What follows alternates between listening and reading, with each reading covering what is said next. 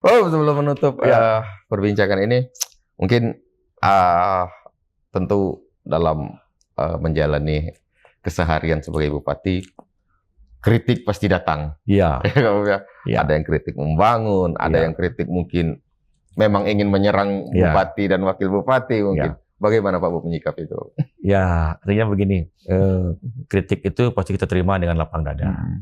Dan kita pelajari apakah benar kritik itu atau tidak. Itu pasti itu. Yang nyerang juga banyak.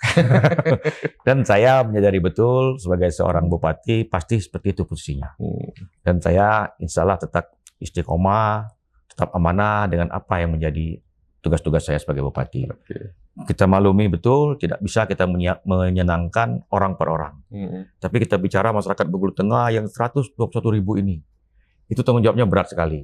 Dan saya kalau kemarin karena di retreat sering mendengar kultum pagi dari para kepala daerah, karena kita kan kultum rutin nih, yang ngisi itu para kepala daerah. Ya, masing-masing itu bergantian. Kadang-kadang berinding juga. Gitu. Berat tugas kepala daerah itu ternyata kan. Karena memang tanggung jawab kita di 121.000 penduduk ini.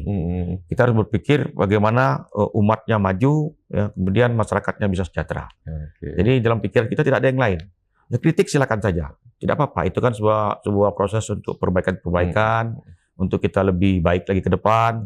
Tetapi tentunya yang saya harapkan juga kalau ada kritik ada solusi. Iya. Ya, itu kita harapkan. Jadi ya jangan hanya sekedar mengkritik, kemudian tidak memberikan solusi, kemudian melemparkan isu, kemudian membuat masyarakat menjadi terpecah belah. Ini yang tidak baik menurut saya. Ya, karena hari ini dengan kondisi Bengkulu Tengah, kondisi Indonesia seperti ini, kita butuh persatuan.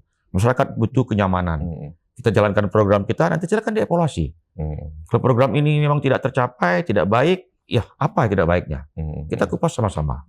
Jadi enak, jangan hanya sekedar, oh ini isunya begini, ini salah, itu salah. Tapi kan pada saat kita tanyakan solusinya gimana, nggak ada gitu loh.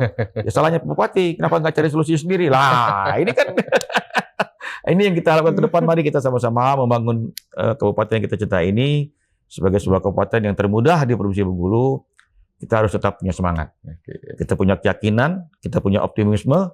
Bengkulu Tengah ini harus lebih baik dari kemarin-kemarin dan insya Allah akan menyamai kabupaten-kabupaten lain di Provinsi Bengkulu ini. Ya.